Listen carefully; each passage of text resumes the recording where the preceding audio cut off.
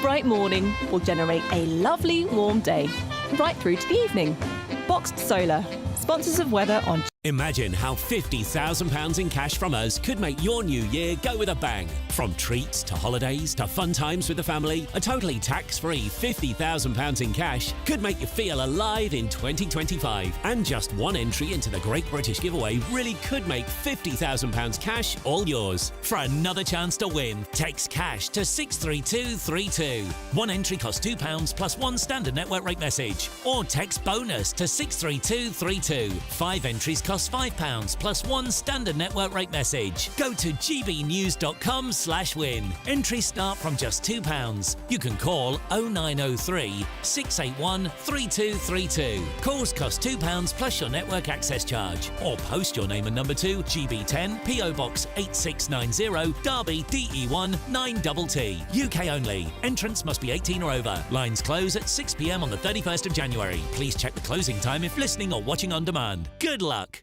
This is GB News, Britain's news channel. As Strictly Come Dancing approaches its iconic Blackpool episode, marking halfway through the competition, visually impaired dancers across the country have spoken out about how groundbreaking the casting of Chris McCausland is, who suffers from, if I hope I'm saying this correctly, retinitis pigmentosa, and they've found him particularly inspiring. We've been talking, Sean, about how the casting of Strictly has been inspiring to so many people, but I imagine there'll be lots of people who are watching this at home finding your story of resilience really inspiring, because you've obviously really been through it. Is dancing something that has sort of, you know, helped keep you going through all of those troubles? And what does it mean to you to see casting like this on a show like Strictly Come Dancing? Like I say, all the things I went through. So those 9 years when I wasn't dancing, you know, I was still dancing in my head and just banging on to other people. Very much not just people with sight loss. You know, I've been a big advocate for people with social isolation. So many people on their own now, social anxiety, especially since COVID. And I just want people to get out. The stuff that I'm doing and all the stuff Chris is obviously doing, it will inspire others. Again, like I say, just not people just with sight loss. I had so many people come up to me in the early days, guys, and now that say, you know what, Shawnee, I've seen you do it, so I'm just going to do it. But you just got to get over yourself, because if you if you bother to do the maths, you know, because all it is maths and walking. Yeah. You know, that's all it is. Maths and walking actually sounds quite difficult. Sean, thank you. Oh, come on, mate. Can you shout? Can you walk? Crack on. Sean, you're an inspiration. Thank you, mate, for joining us this morning. Really appreciate it. You're a star, and so glad. Just before I go, I'm just going to say, this is Kev. Here's Kev. GB News, the People's Channel.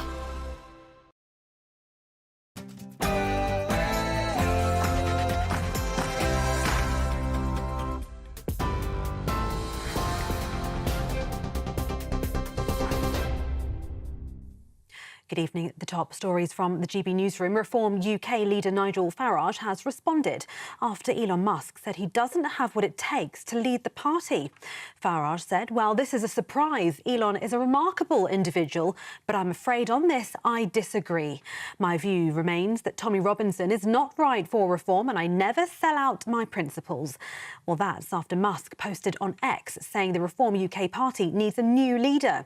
This apparent turn comes just a few weeks after Nigel Farage travelled to Florida to meet with Musk about possible funding for his party. It also comes less than 24 hours after Farage said there was no question on Musk supporting him personally. Elon's father, Errol Musk, spoke to Nana Akwe. The third, I spoke on your channel, and as it happened, I said that, in my opinion, this was before these tweets, in my opinion, Farage is not strong enough to be the leader of the UK. You know, I can see that. It's quite clear to me. He speaks sense, but he doesn't have the strength for that, in my opinion. And subsequently now we've had this tweet from Elon, and I haven't spoken to Elon, but I agree. I completely agree with him. Heavy snow is causing some travel disruption in the UK as weather warnings remain in place. Manchester, Liverpool and Leeds Bradford airports have all now reopened their runways. The Met Office had issued 2 amber weather warnings for England and Wales, forecasting 3 to 7 centimetres of snow in some areas. Parts of South England have also been warned of flooding. Rural communities have been warned they could be cut off due to the weather, with some areas facing up to a foot of snowfall. The UK Health Security Agency has issued cold weather health alerts, which remain in place for all of England. In other news, GBNews can exclusively reveal the Prime Minister ignored a Rotherham whistleblower, Jane Senior's bullying complaint after she exposed child abuse and corruption while he was leader of the opposition in 2020. GBNews national reporter Charlie Peters reports. We've seen correspondence sent by Sir Keir Starmer's office that simply says, unfortunately, we won't be able to facilitate a meeting. Oh, but here is an online form for processing complaints. But fundamentally, I think what we've seen as a political reaction to this story, with both Kemi Badenoch from the Conservatives and Rupert Lowe from Reform and plenty of other commentators as well, they're all saying that, well, Jane Senior did have that national hero status. She was being bullied. Why didn't you take the time to meet with her, especially considering the reputation and fear that people had around the Labour Party and the CSE scandal and all the cover-ups? Well, a Labour Party spokesperson has responded to the claims, saying all complaints are treated seriously and thoroughly assessed in line with our rules and procedures. Complaints are assessed via a specific process independent of the leader's office, and this was clearly signposted in response to this correspondence at the time. Earlier, the Shadow Home Secretary Chris Philp spoke to GB News and called for a new national inquiry. Do now need a full public inquiry to look at this comprehensively. That should include looking at all the towns involved. It should include looking at Keir Starmer's record as Director of Public Prosecutions. Those are the latest GB News headlines for now. Now here's another chance to see the Camilla Tominey show recorded earlier today. For the very latest GB News direct to your smartphone, sign up to News Alerts by scanning the QR code or go to gbnews.com/alerts.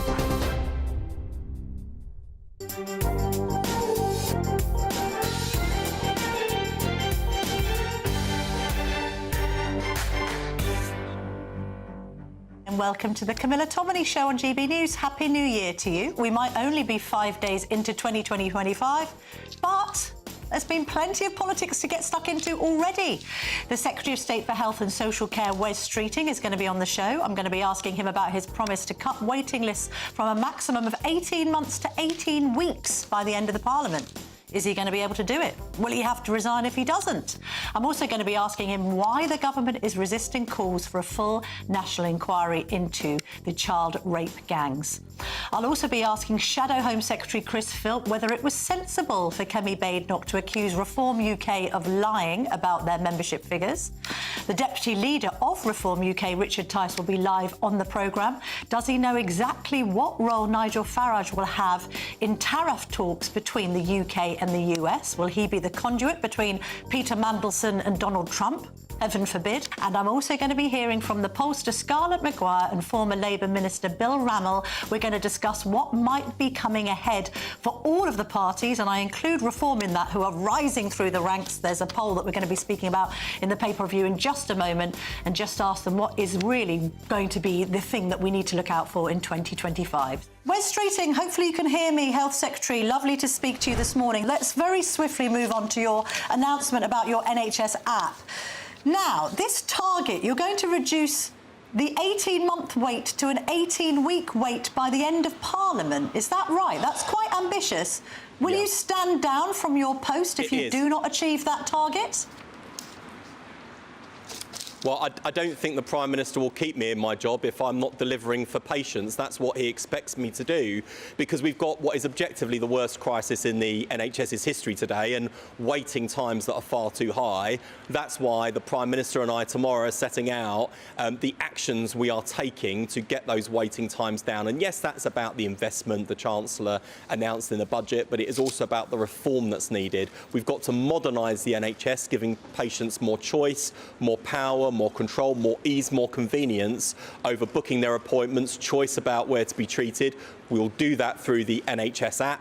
Frankly, bringing the NHS in line with most other service providers in this country. Yes. But we're also going to tackle some of the waste and inefficiency we see in the NHS, whether that's actually sending reminders for people to turn up to their appointments in the way that a lot of restaurants do or hairdressers do, so that appointments don't get missed. We're going to make sure that we get rid of unnecessary outpatients appointments that to take up time and valuable clinician time that could be freed up. So a number of really practical things that will help get those waiting times down by the end of the Parliament. But nothing, no decision or action on social care until 2028. So you've commissioned this review. Why do you need a review? We've been discussing social care for about 5 decades. We've got the deal not recommendations. Why on earth do you need another review? Just take some action on this issue. That's what you promised in opposition. Well, we are taking action. So in the last 6 months, no, you're not. You're having a review. We legislated within the first... Hang on, you've got to listen to the answer. In the first 6 months, we legislated for the first ever fair pay agreements so that we can tackle the workforce crisis. We've delivered the biggest expansion of carers allowance since the 1970s. Just this week, I announced £86 million extra in the disabled facilities grant right now. So between January and April, we should see almost 8,000 home adaptations to give disabled people the independence, freedom and dignity they need to lead their homes lives. And yes, do we have a social care plan? Why do we? Well, I've just listed a whole load of practical actions. But do we have a social care plan, and then as for Minister? As for the Casey Commission, it is precisely because of that. And you're right, decade after decade of failure on social care that we are choosing to do things differently, asking one of the best-known social reformers in our country, a doer, not a talker, to knock heads together to build the party political consensus I think we need on this issue. And you won't have to wait a few years for her to report. Next year, she'll be setting out the actions we need to take during this Parliament over the coming years on social care. So we'll be getting on with the job this Parliament. But I think it is a good thing, by the way, I genuinely do, to try and make sure that in terms of the long-term plan, we try and bring political parties together, stop social care being a political football, and stop the race to the bottom that we've seen. You know, if you want to, I mean, look at what happened to Andy Burnham and Gordon Brown in 2010 when their ideas were torpedoed by the Tories, and David Cameron later said he regretted it. Look at Theresa May. You know, her plans were torpedoed by us. So we've got to break this cycle of broken politics, and that's what we're trying to do. Because we'll get a result in 2028. SNP governments, we've all failed, and we've got to work together to put it right. And I think if we do that, that will be a big achievement. I tell you what's been another successive government failure, and that's cracking down. I'm not going to call them grooming gangs. I'm going to call them child rape gangs. Why? I can't understand this. Why is Labour, of all parties, we're talking about thousands of girls from vulnerable communities in the north being raped repeatedly, often gang raped by largely Pakistani men.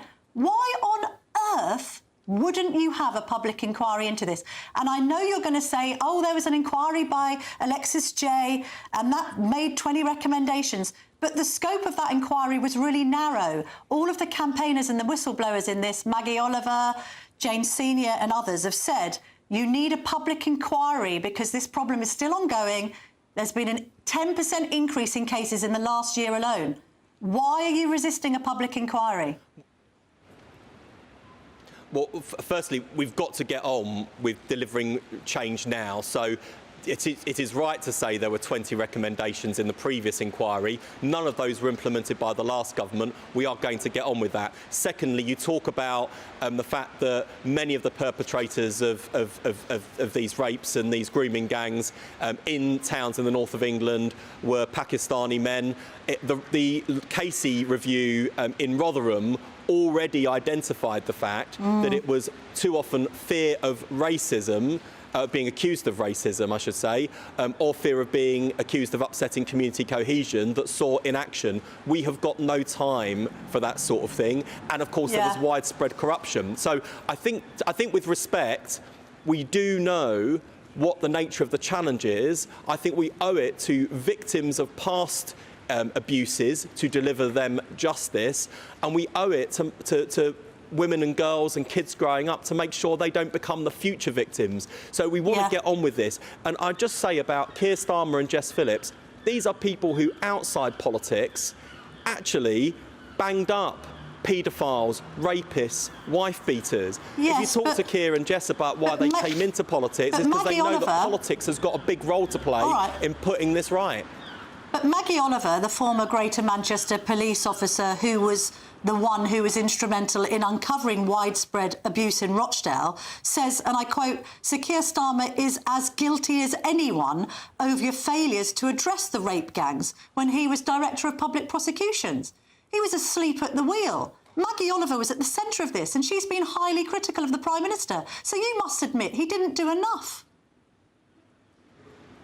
I actually genuinely don't think that's a fair criticism. As Director of Public Prosecutions, Keir opened up a number of historic cases where perpetrators thought they'd gotten away with it. He opened up historic cases to go after those people. He put in place specialist rape prosecutors to build the evidence base to make sure that convictions, which are notoriously hard to achieve in this area, actually came to pass. One of the reasons Keir Starmer came into government, into politics, is because he recognised that the courts can only do so much. The police and the courts need to be given the powers, the tools and the resources to do the job. And that's what, as Prime Minister, he's committed to deliver. Is Labour resisting a public inquiry because it's worried about its Muslim vote? Not at all. We, as I said, we've got an existing inquiry where recommendations haven't been implemented. We should crack on with that. There have been a number of other really powerful inquiries around Rotherham, for example, where there are recommendations where we need to see action. And as we've said to the community and the council in Oldham, there's 2 Rochdale rape gang leaders still living in Rochdale. We would absolutely encourage them. We would absolutely encourage them to undertake their inquiry, and we'd support them to do that. The most important thing on this issue is that we get on with delivering justice for victims and actions taken to protect women and girls and children from any further abuse. And that is what the Prime Minister's focused on. Jess Phillips, as the Victims Minister, has spent her life and career supporting victims of violence against women and girls. That's why you would have thought that a public inquiry would be passionate about and committed to this. It sounds like you would be wanting to commit to a public inquiry. The problem with public inquiries is they take a hell of a lot of time. We've had an inquiry nationally. We've had a series of local inquiries. You can't take too long to find justice for teenage girls who've been gang raped. Doesn't matter how long it takes. These victims have been horribly let down. That's why we've got to get on with it. They deserve justice. This could have been going back to the 1980s. It's carrying on now. You need answers, so you should have a public inquiry. They do deserve justice. That is what the Prime Minister, the Home Secretary and the Victims Minister are all focused on. We've had plenty of recommendations, many of which have not been enacted by our predecessors. We're going to get on with the job to deliver justice for victims and to protect people from becoming future victims. That is our focus. This is something the Prime Minister and the Victims Minister gave their professional lives to before entering politics, and that's why they're showing the level of drive and commitment now as Prime Minister, Home Secretary and Victims Minister that Keir, Yvette and Jess are all showing. All right. Wes Streeting, thank you very much indeed for braving the cold this morning. Great to speak to you. Thank you.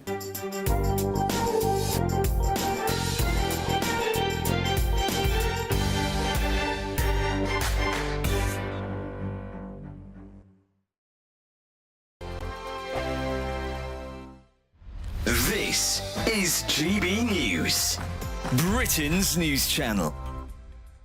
It's a time for the vegan community to get together, as well as an opportunity for non-vegans to try going plant-based. Well, joining us now is some of her delicious hummus. We both love hummus. This is a great thing. This is the founder of Chickpea, Hannah McCollum. Hannah, lovely to meet you. And you've brought in some of your beautiful products in front of you here. So can you talk us through some of them? Yeah, absolutely. So I have a range of chilled hummus, and then latest to the range of a new ambient snack pot, which is a fridgeless hummus that doesn't require refrigeration. But I started Chickpea because of my love for hummus, but also sustainability and reducing food waste and encouraging people to be more plant-based without saying go vegan.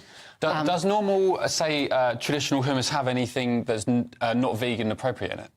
Not really. No. I think it's always chickpeas, olive oil, maybe some other bits. Yeah, lemon juice, aquafibre or water to help with the consistency, garlic, and rapeseed oil or olive oil. And there's a bit of a misconception about veganism that I hear a lot, where people say, look, I'm not a vegan, I love my steaks, I'll just get out of there now.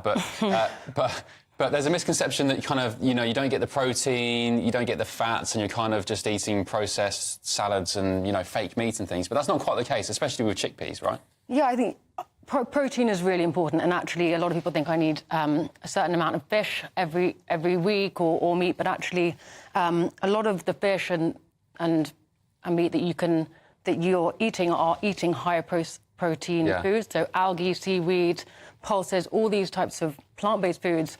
For me, veganism is like you could have a delicious rye seeded bread with just loads of roasted vegetables, seeds, tahini sauce on top. That sounds and there's nothing beige in there at all. GB News, the People's Channel. This is Britain's Newsroom, where your voice matters. It's just astonishing. With expert analysis and honest opinion, we don't just keep you informed. We bring you unique perspectives you won't see anywhere else. Can't argue with any of that. When the news happens, it happens here. On Britain's Newsroom, weekdays from 9:30 a.m. Only on GB News. In the GB Newsroom, we bring you the news as it happens. With our team of dedicated journalists across the UK. We're ready to keep you up to date with what's happening every half an hour, every single day. Bulletins here on GB News. The People's Channel. Britain's news channel. I'm Christopher Hope. From pop stars to politicians, I'll interview anybody in a pub who's got a political opinion. Join me every Friday on Spotify, Apple Podcasts, YouTube or gbnews.com, or wherever you get your podcasts. This is GB News, the People's Channel.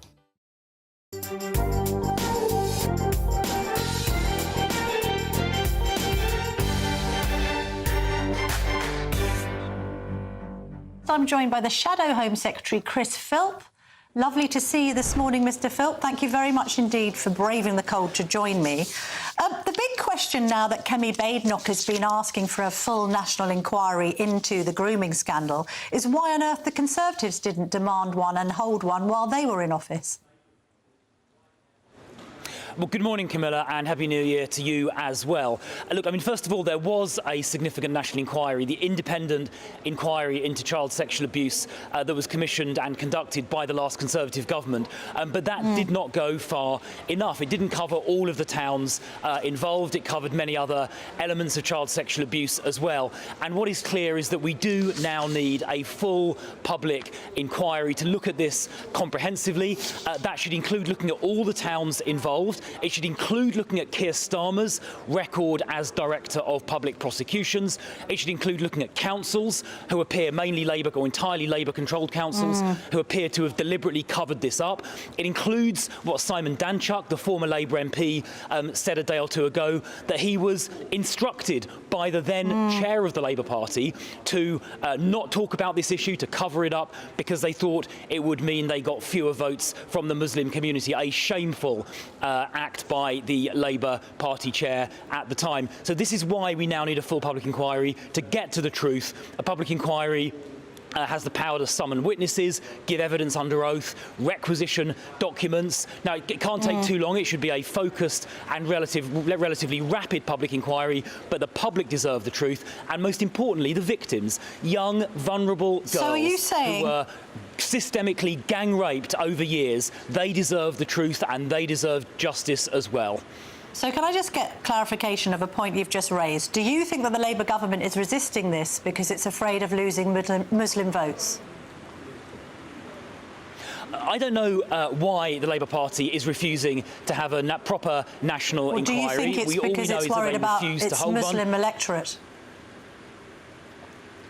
I don't know what their thinking is, but I do know that Labour councils, and it would now appear, based on Simon Danczuk's testimony, the national chair of the Labour Party as well, attempted to cover these issues up over many, many years. That is disgraceful. It is letting down the victims who are so appallingly treated, and it is now time for that inquiry. The truth must come out. The Labour Party, the Labour government cannot be scared of the truth.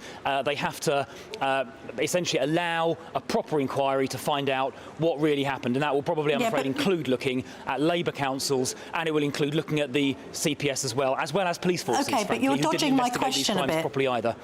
You're dodging my question a bit. I mean, the Conservatives can't kind of hand it out without actually answering straight questions about what they're suggesting that might be motivating Labour here. We've got the suggestion that Labour might be motivated, particularly Jess Phillips, by the fact that she has got a huge proportion of Muslim voters in her constituency of Birmingham Yardley. We've also got the suggestion by Elon Musk, what do you make of this, that Keir Starmer is complicit, quotes, in the rape of children because he didn't do enough to stop it as Director of Public Prosecutions. So you may as well nail your colours to the mast. Do you agree, first of all, with the Muslim vote issue, and second of all, with the criticism, personally, of Keir Starmer?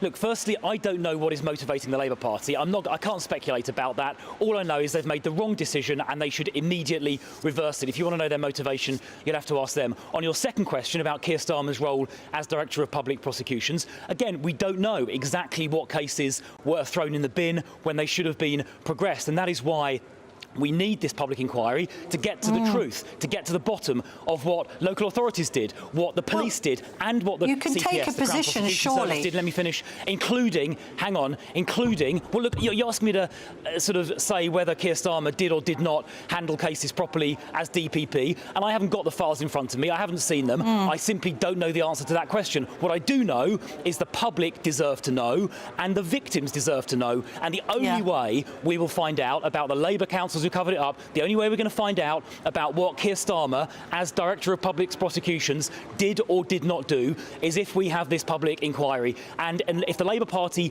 don't agree to have this public inquiry, what I will say is this: it will certainly generate the appearance, the impression that they are continuing to cover up this scandal. Do you know what the public thinks of this, Mr. Philp? The public, I think, thinks that teenage girls were gang raped and that the police and social workers and other organisations were complicit in covering it up, that at times the victims were treated as if they were the ones who were committing the crimes.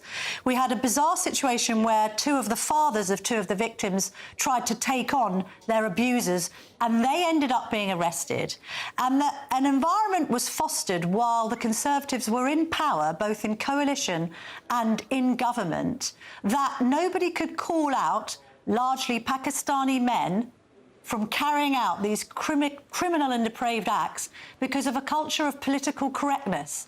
Now, unfortunately, the finger of blame does also point at the Tories because you fostered that environment and didn't call it out. How do organisations like the police and social workers operate in this manner if vicariously the government of the time doesn't take any responsibility for this culture that apparently community relations are more important than the safety of vulnerable teenage girls living in deprived communities in the north? Right, a couple of points, Camilla. Firstly, just to be completely clear, the safety of these vulnerable young girls is far, far, far more important than cultural sensitivity or whatever absurd euphemism gets used. Protecting these girls should have been the priority, but it wasn't, and that was morally wrong. It was frankly despicable. Now, in terms of, you asked about the previous governments. Now, the government at national level actually did quite a lot. There was the Rotherham Review commissioned in 2014. There was the independent inquiry into child sexual abuse commissioned a couple of years after that reported about 2 years ago, which covered this. Sajid Javid, as Home Secretary, commissioned data into the ethnic backgrounds of the perpetrators, which helped build this evidence file that shows the vast majority of these rape gangs, organised rape gangs, were of Pakistani heritage, as you say. And it was Rishi Sunak, as Prime Minister, who set up the Grooming Gangs Task Force that led to 550 arrests of perpetrators and mandated the police to start start collecting proper data on the ethnicity of the perpetrators. So that's what the last government did. Now, I think it wasn't enough, and we need to go further with the full inquiry. Where these problems arose wasn't actually at national government level. It was local councils, almost entirely Labour controlled. It was local police forces. It was potentially the Crown Prosecution Service. We need to find out what role Keir Starmer played in that. That is where the problem lay, and that is what this public inquiry must urgently get to the bottom of, to try and stop this ever happening again.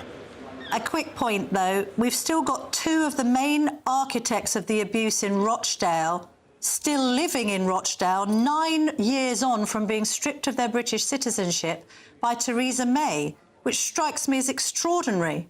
These men are living among the victims they abused. Happy as Larry. Yeah, that's disgraceful. My view as Shadow Home Secretary is that where the perpetrators can be stripped of their British citizenship, they should be kicked out of the country immediately. OK, let me move on to a political question now, Mr Philp. Shouldn't Kemi Badenoch apologise for accusing Nigel Farage of making up Reform's membership figures? They're now at 173,000. It's been verified that they do have that many members by a number of newspapers, including my own, The Telegraph. So why is Kemi Badenoch accusing Nigel Farage of lying? She should apologise to the Reform UK leader, shouldn't she? Well, look, Camilla, I haven't seen the evidence either way. I haven't seen the Reform evidence, nor have I seen the evidence that apparently came out before Christmas about the counter on the website. So I simply don't know. So I'm not going to wade into this. She should apologise if she wasn't sure. Have the facts. Well, I don't know, Camilla, I don't know what the facts were, so I'm not going to wade into this. What I do know is that people that vote Reform, who are Conservative-minded but vote Reform, end up creating a massive Labour landslide, unfortunately, as we saw last July. What I do know is the hard fact is that if they go into coalition with you. Well, look, what I also know is there have been 175 council by-elections since the general election, and we have won 7 times more of those than Reform. What I know is that Reform only raised £70,000 in the third quarter of last year. I know that this £100 million donation they kept talking about before Christmas now appears to have disappeared. There is quite a lot of smoke and mirrors going on here. What I want to do is take the fight to Labour, expose them for their lies and their deceit, hold them to account, as I've been doing on your programme, Camilla, this morning. Take the fight to Labour, expose their lies, and I think it's essential that we kick them out at the next election. All right, Chris Philp, thank you very much indeed for joining me this morning. I shall be putting all of that to Richard Tice, who's coming up next. Thank you very much.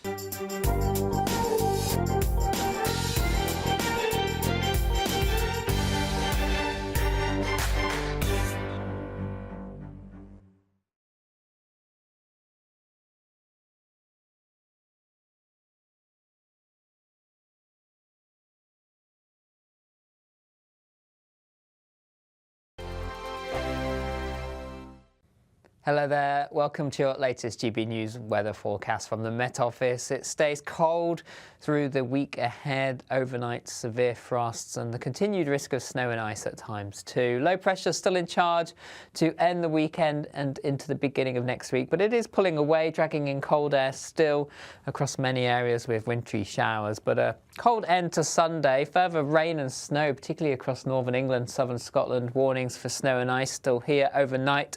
Heavy rain though pushing eastwards across southern and central parts of England and Wales. Again, a Met Office warning out here. Could be some localised flooding. Temperatures below freezing across Northern Ireland, Scotland. Some icy stretches holding up above freezing across southern parts to start Monday morning, but an unsettled start to the day. An icy start across Scotland. Some disruption possible with wintry showers across the north. Some clear spells across central parts, but quite frequent snow showers towards the Edinburgh area. Could be some tricky travelling conditions first thing. And across Northern Ireland, Northern England, wintry showers here. Further snowfall, particularly over the higher ground. Snowing over the high ground of Wales as well. But elsewhere, generally the precipitation falling as rain. Fairly cloudy skies as we push through the day. And quite windy too through the day tomorrow. We'll see some gales around the coast, particularly in the east as the low pressure pulls away. Frequent showers still continuing here, falling as snow over the higher ground. Some icy stretches continuing. And temperatures on the cold side, perhaps 4 or 5 degrees at best. Locally 6 or 7 in the far south to end the afternoon. And then a quick look at Tuesday, a cold, frosty, icy start once more. Met Office warnings likely to be issued as we get closer to the time, and a day of sunny spells and wintry showers across the country. Showers most frequent across the north and the west. The further risk of rain and snow heading towards the middle of the week across southern counties. Temperatures staying on the cold side. See you soon. Hi there, I'm Michelle Dewberry, and I'm going to take a second to tell you all about my show, Dubes & Co. We start off with the issues of the day. We then bring in both sides of the argument. We get rid of the disrespect, and then you throw me into the mix. And trust me, I'll tell it exactly how it is. And then, of course, the magic ingredient, you at home. We mix it all together, and what have we got? In my opinion, the best debate show in town. Monday to Friday, 6 till 7 on GB News, Britain's news channel. Join me, Camilla Tominey, for a frank and honest discussion with those in power that cuts through the spin and gets to the heart of the issues shaping our nation. You haven't confirmed that you want to stand as leader, but you haven't ruled it out either. This report basically says that he's not fit to stand trial. Is he indecisive? Incompetent? I deliver the dose of reality Westminster needs. That's the Camilla Tominey Show at 9:30 every Sunday on GB News, the People's Channel, Britain's news channel.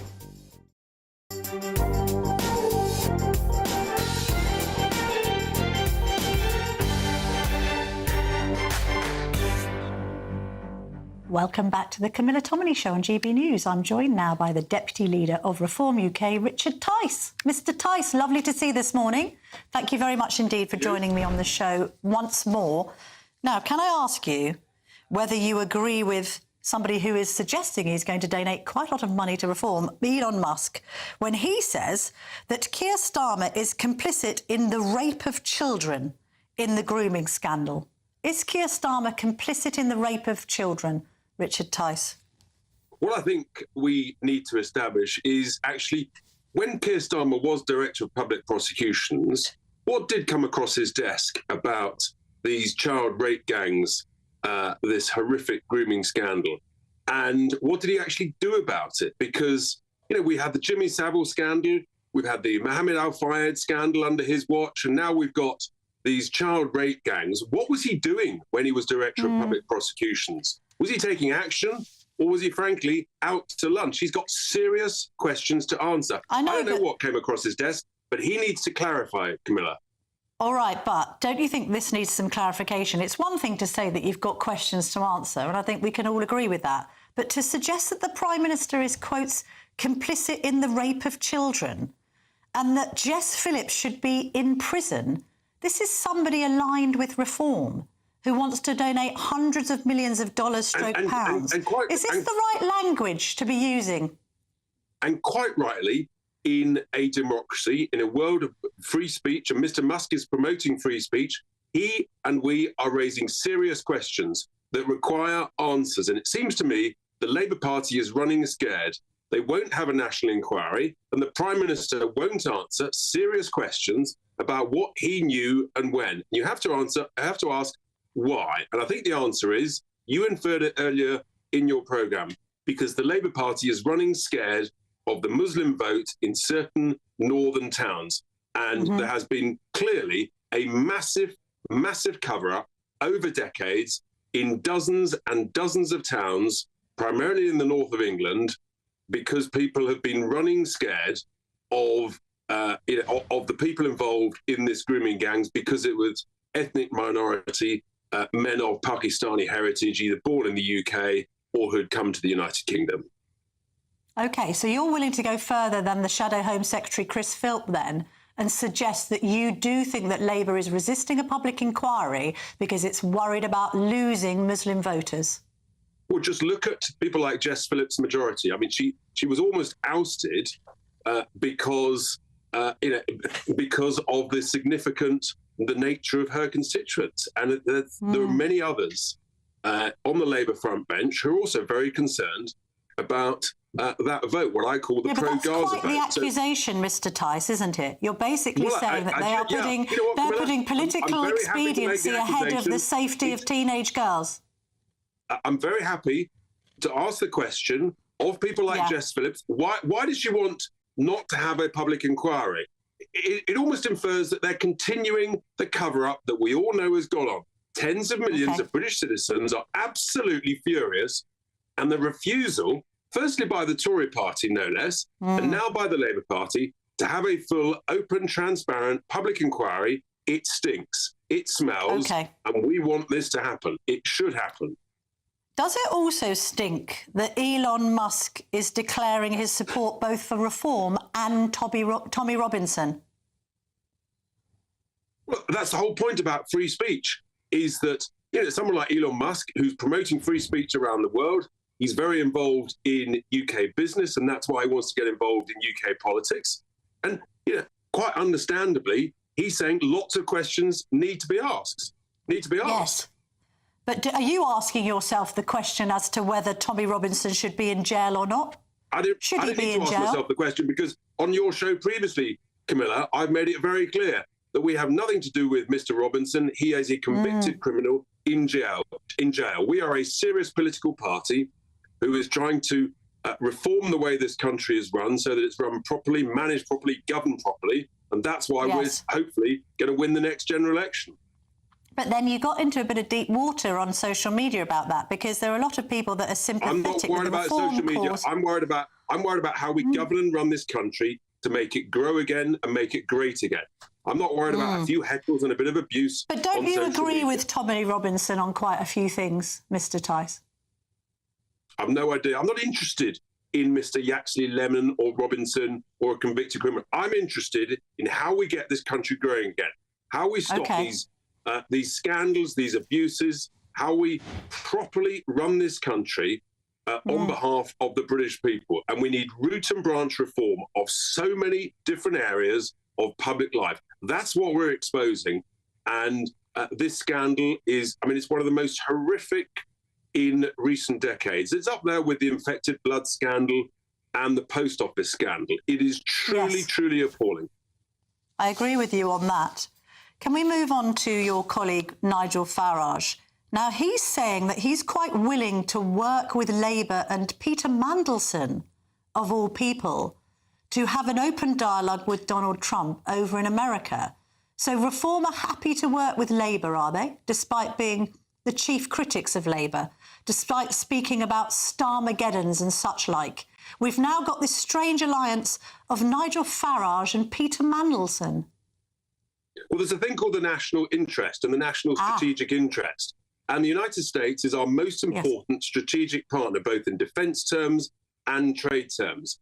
And Nigel has the closest relationship with the president-elect and with senior figures in the incoming administration. And quite rightly, quite appropriately, he is putting party politics to one side and saying it's in the national interest that we help this economy grow. We help make people better off. And that means more trade with the United States where possible. And if we can help ensure that we promote better trading relationships, avoid tariffs with the United States when they're looking at imposing tariffs on the EU, thank heavens we're not part of the EU, so we can avoid that nightmare straitjacket, then that's the joy of the strength of the relationship that Nigel's got, and we should maximise it as a nation. And the Prime Minister should welcome his input. All right, so let me just get this straight. You'll work with Peter Mandelson in the national interest, but you won't work with Kemi Badenoch, which would be in the national interest of anyone on the right, in order to keep Labour out of power in 2029. Square that circle for me, Mr. Tice. Oh, it's very simple. It's horses for courses. Our trading relationship with the United States is in the strategic national interest. Being involved with a failed Conservative Party that's been responsible for damaging our economy and allowing mass uncontrolled immigration, and they have their questions to answer about this rape gang scandal.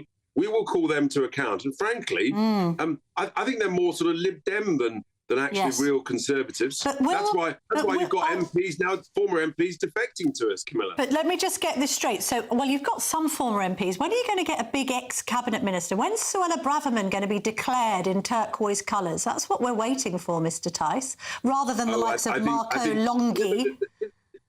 We mustn't rush these things. Patience is a virtue. Timing is everything. But let me just get one thing straight then. So if, come 2029, Britain is facing the prospect of 4 more years of Keir Starmer, which has been declared to not be in the nation's interests, at least in one poll commissioned by the Mail on Sunday today, that Reform and the Tories won't do a deal, despite it perhaps being in the national interest, if the majority of the country would actually rather go right than left, you'll happily let Starmer in for another 4 years with Angela Rayner and Rachel Reeves, will you? Don't worry, Camilla. Reform have got all the energy, all the momentum. I'm convinced that by then we'll be polling the highest of all political parties. Frankly, it'll be time for the diminished Conservative parties to stand aside in the national interest so that we can make Britain great again. That's what we need. Richard Tice, we've never doubted your levels of energy in the political fray. Thank you very much indeed.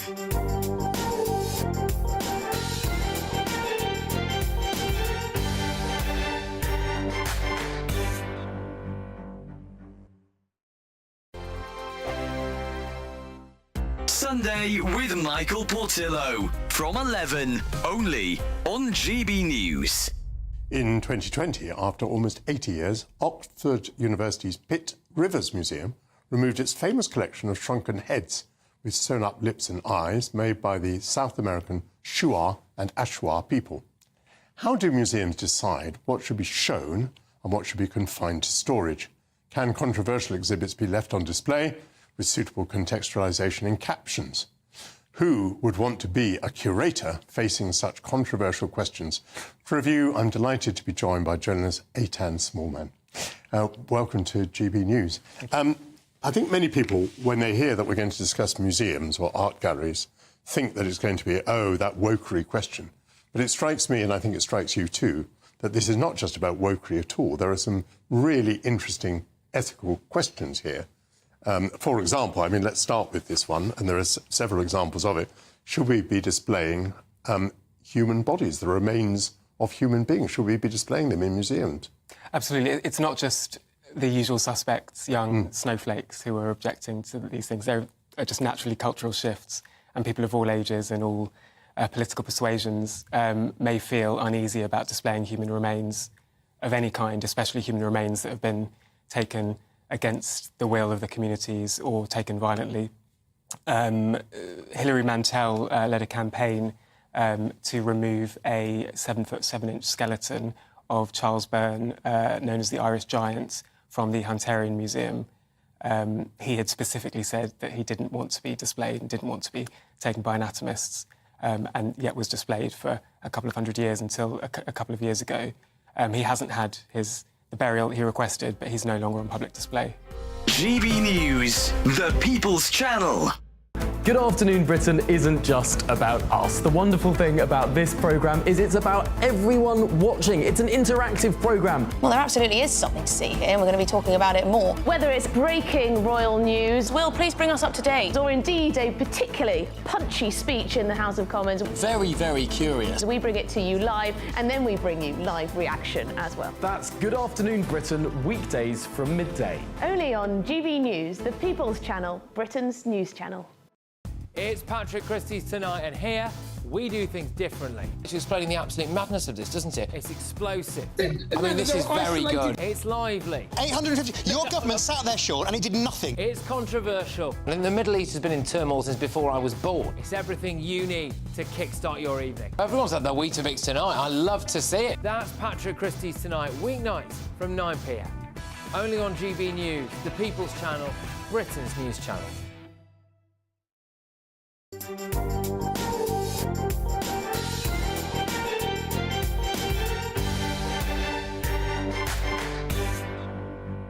Thank you for being here, both of you. First of all, should we address... I'm sorry, it is a rival poll company. It's Delta Poll, and you represent JL Partners. I should state that now. But it's a poll basically summarised in the headline on the front of the Mail on Sunday. Starmer will be out of number 10 in a year. Your reaction to that, Scarlett?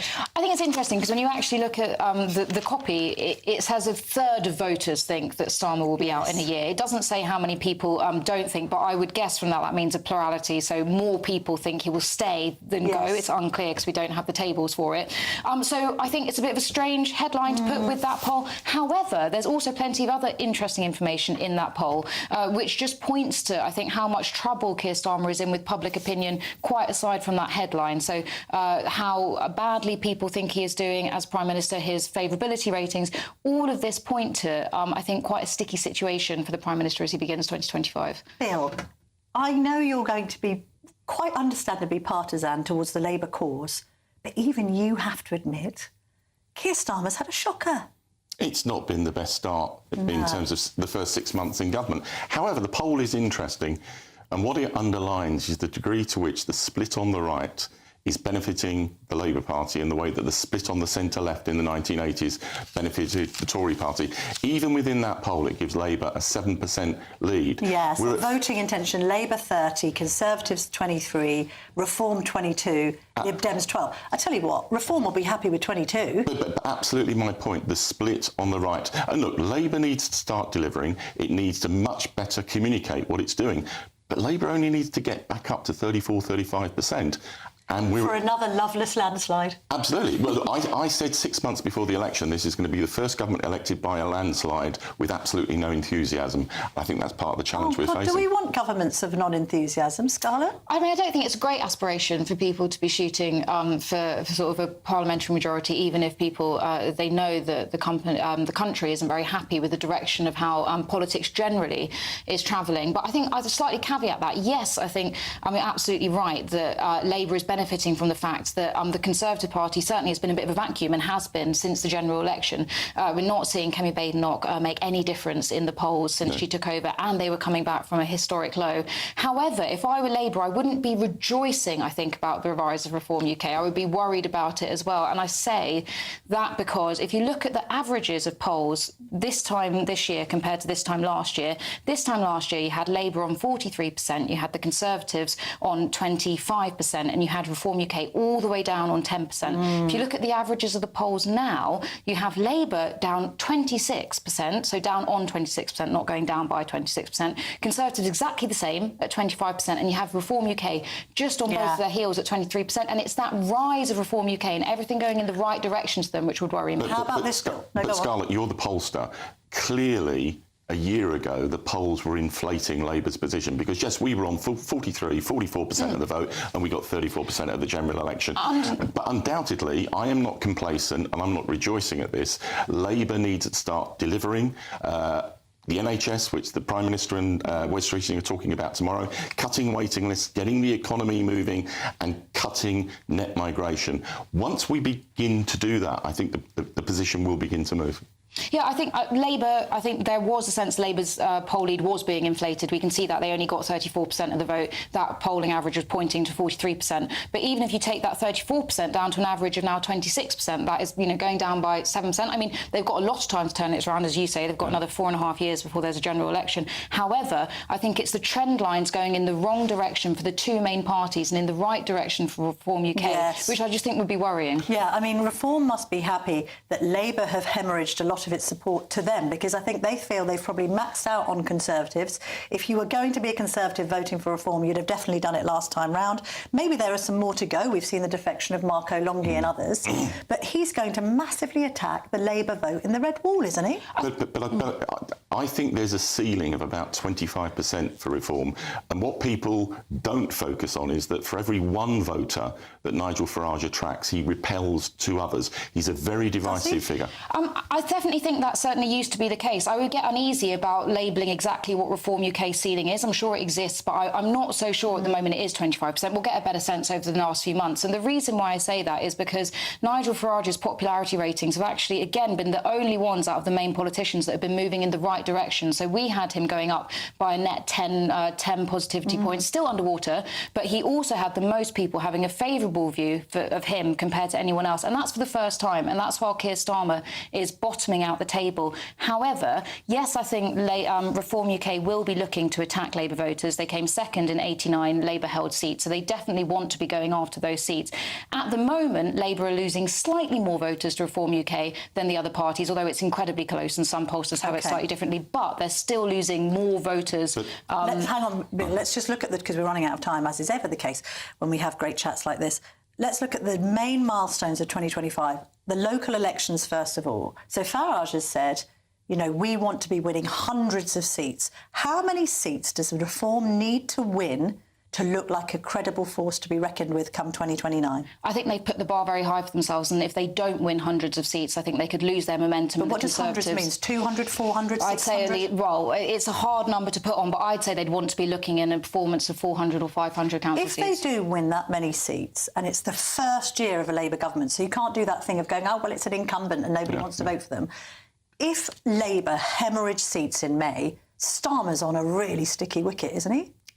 I'll tell you this, Camilla, there's absolutely no talk within the Labour Party about Keir Starmer being replaced. Really? Which there was talk at the Spectator Parliamentarian of the Year Awards by Wes Streeting himself joking about Angela Rayner and his own leadership ambitions. Of course there is talk within Labour circles about whether this man can go... I get absolutely no sense that there is any degree of enthusiasm for changing Prime Minister. We need to start delivering. But in terms of the local elections... There's no enthusiasm for the Prime Minister. Yeah, but hold on. In terms of the local elections, this feels a bit to me like 2014, where in my own constituency, UKIP as then was, the Labour Party and the Tories were virtually level pegging. Now, that was an awful result for us, but it didn't lead to a massive surge at the general election. It's a terrible local elections. Let's be honest, it's going to put him in a quite dicey position with hugely ambitious politicians like Wes Streeting, who we had on earlier, bringing up the rear, saying things that are more popular with the electorate, like, oh, why don't you choose where you have your hip operation? Well, look, you can never say never. I don't think that's likely to happen. I actually think a bigger risk for the Labour Party, and I've being absolutely frank here,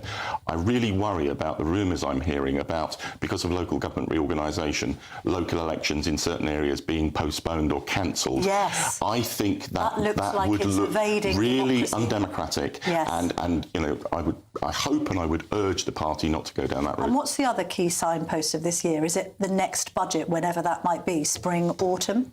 I think it's quite hard to say. I think the locals will be deciding both for Keir Starmer, for all three party leaders, actually. I think otherwise it will be things we're not even expecting yet, as has been in the previous few years. But the budget, no, that's a huge milestone, especially as this budget, it didn't seem to go down that badly on the day, but I think we're still feeling the ramifications across a variety of sectors. And we can see that now, for the first time in a very long time, the Conservatives have slightly regained on who would be the better party to handle the economy. We've only got that is quite a bad sign. Seconds, well, I think Bill, the other big issue is Trump and just how challenging he is in terms of tariffs, in terms of his impact on international affairs. That could be, for any government, enormously destabilising. You know Mandelson, will they get on? Oh, Peter's a really smart operator. No, but will he get on with Donald Trump? I think he's been hugely critical of him, hasn't he? Yeah, but I mean, look, you know, J.D. Vance has been incredibly critical of Donald Trump, and he works with him. Peter will get into grips with the Trump administration. All right. Bill Rammell, thank you very much. Scarlett Maguire, thank you very much too. Lots to look forward to in 2025. Stick with GB News. We'll be following developments every step of the way.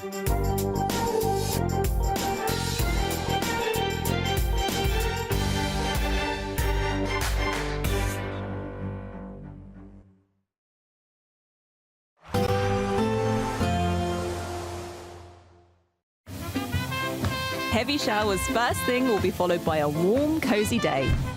Boxed Boilers, sponsors of weather on GB News. Hello there, welcome to your latest GB News weather forecast from the Met Office. It stays cold through the week ahead, overnight severe frosts and the continued risk of snow and ice at times too. Low pressure still in charge to end the weekend and into the beginning of next week, but it is pulling away, dragging in cold air still across many areas with wintry showers. But a cold end to Sunday, further rain and snow, particularly across northern England, southern Scotland. Warnings for snow and ice still here overnight. Heavy rain though snow pushing eastwards across southern and central parts of England and Wales. Again, a Met Office warning out here. Could be some localised flooding. Temperatures below freezing across Northern Ireland, Scotland. Some icy stretches holding up above freezing across southern parts to start Monday morning, but an unsettled start to the day. An icy start across Scotland. Some disruption possible with wintry showers across the north. Some clear spells across central parts, but quite frequent snow showers towards the Edinburgh area. Could be some tricky travelling conditions first thing. And across Northern Ireland, Northern England, wintry showers here. Further snowfall, particularly over the higher ground. Snowing over the high ground of Wales as well. But elsewhere, generally, the precipitation falling as rain, fairly cloudy skies as we push through the day, and quite windy too through the day tomorrow. We see some gales around the coast, particularly in the east as the low pressure pulls away. Frequent showers still continuing here, falling as snow over the higher ground. Some icy stretches continuing, and temperatures on the cold side, perhaps 4 or 5 degrees at best, locally 6 or 7 in the far south to end the afternoon. And then a quick look at Tuesday, a cold, frosty, icy start once more. Met Office warnings likely to be issued as we get closer to the time, and a day of sunny spells and wintry showers across the country. Showers most frequent across the north and the west. The further risk of rain and snow heading towards the middle of the week across southern counties. Temperatures staying on the cold side. See you soon. Expect a warm front, moving from the kitchen right through to the rest of the house. Boxed Boilers, sponsors of weather on GB News. If you want your news to be straight talking, This is a nightmare for the Conservatives again. down to earth, It's not just Nottingham where this is happening, is it? and most importantly, honest, Hard-working, middle-class taxpayers, they'll get the book thrown at them. then catch me, Martin Daubney, Monday to Friday, 3 till 6 p.m. on GB News, Britain's news channel.